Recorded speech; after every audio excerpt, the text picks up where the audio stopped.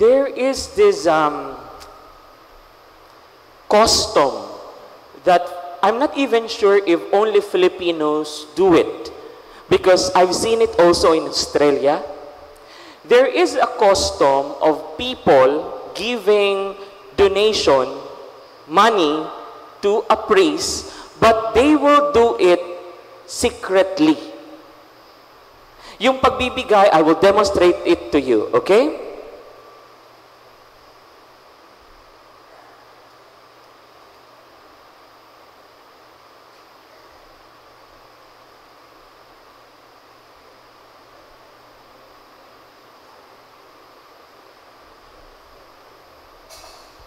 Bakit po kailangang isikreto? I'm not even sure why. If it's a donation, then why it has to be secret? It's called pakimkim. I don't even know the translation of that in English. Sorry, my sisters. Ask your Filipino sisters. And I don't even know. I mean, I think Budi, Brother Budi knows it. At least we were able to describe it to him. So it's called pakimkim. Bakit po kailangang isikreto? Ano po ba ito? Pinagbabawal po ba itong gamot? What is this about? I do not understand. What's the principle behind it?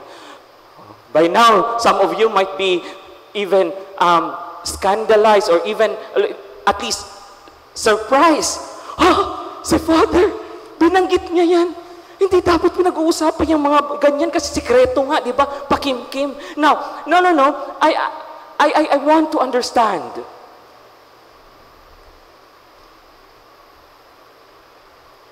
Why do we do it? I guess most of you will not have an explanation other than we are used to do it like that.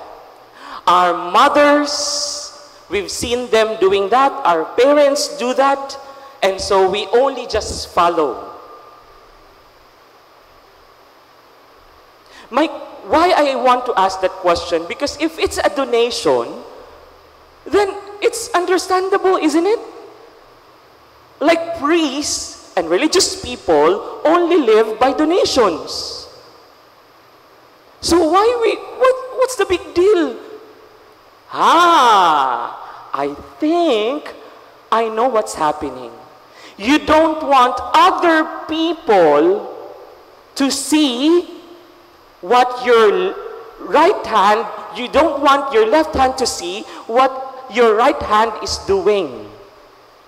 Ayaw yung makita ng ibang tao na tumutulong kayo sa mga pari at religious. Perhaps. That's the motivation. Beautiful motivation. The question is consistency. Because in our gospel reading,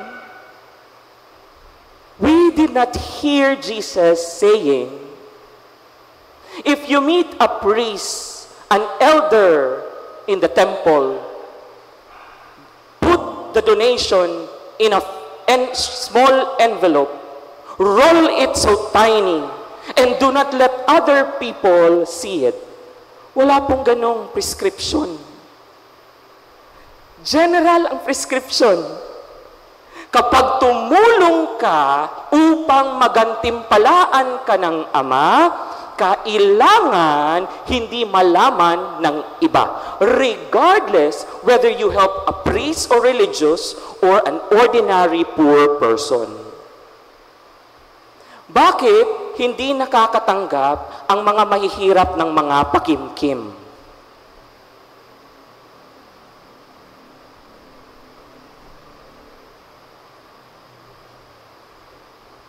Bakit kailangang may pirma?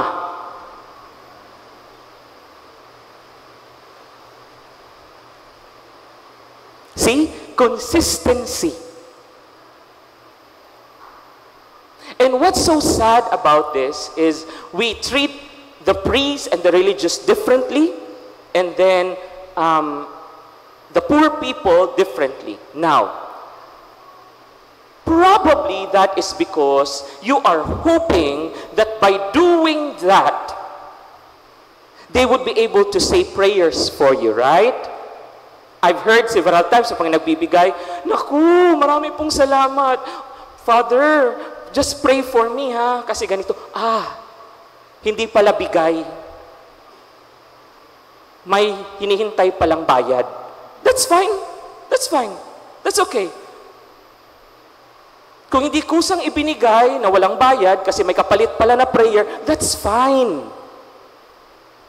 But that is not what the scripture is saying. You see, when the scripture said here, give, you are not expecting something in return. Hindi ka umaasa ng may kapalit.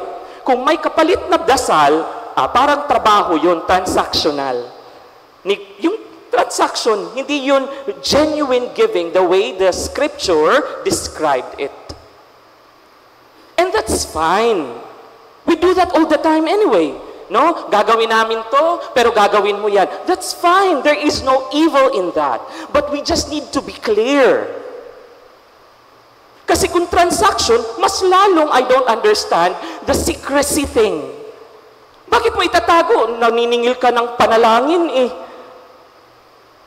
Why you want to hide it? Because you are hoping that the Father will be the one to pay you instead, to return the favor. Hindi si Father, hindi mga madre, not even other people. You see? Kapag tunay tayong nagbibigay according sa scripture na wala tayong inaasahang kapalit, ibig pong sabihin nun, wala tayo talagang inaasahan na kapalit. And I find it so fascinating na yung mga nag-donate ng statue ng ganito, statue ng ganyan, kandelabra, upuan, electric fan, vessel, Bible, microphone, dito sa simbahan, would say, ako nagbigay niyan. What do you mean by that? Is it transactional or did you give that from the purest of your heart at wala kang inaasahang kapalit or recognition? Now, pag may inaasahan kang kapalit, that is also okay. That is not evil, my brothers and sisters. If you want to be recognized, if you want us to read, we are also thankful for our sponsors for today, the street of, the family of, that's fine. Thank you for your generosity. But that would be your reward, the announcement. Do not expect a reward from the Father anymore. That is already your reward. People clapped at you, wow! Nagbigay siya ng 100,000. Thank you very much. But that, the recognition is already your reward. Thank you sa nagbigay ng electric fan namin sa bago namin electric fan kasi maingay to electric fan na to. Ganyan. So, good. Thank you very much. We acknowledge your generosity, but that is already the reward. The thank you and the acknowledgement of the people. Now, if you are after for a reward in heaven, there is a different qualification. No one must know. Tanong, if you want a reward in heaven, magkano na po kaya ang naipon niyo doong reward?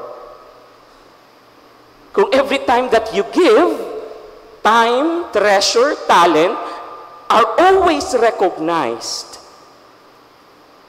May ipon po ba tayo sa bangko sa langit? Ano pong ipon natin? That is the genuine pakimkim. By its very nature, pakimkim has good intentions. It's not evil, Some people would think na, evil to pakimkim. Kasi, mukhang pera itong mga binagbibigyan. No. It's coming from a pure intention. God is actually working there somehow. Ang ibig sabihin nun, you don't ask for recognition. Okay. No? You give it to priests, religious, and those poor people, nahihirapan talaga, but you do not expect any return. That is the kind of giving that will have, sabi pa nila, ano yan? Langit points in heaven.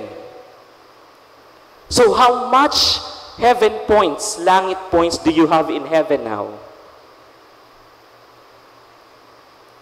You see?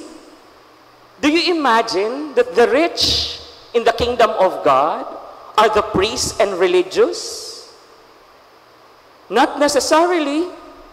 The rich in the kingdom of God are those who have given so much, but they don't want recognition. Kasi nag-iipon nga sila sa langit.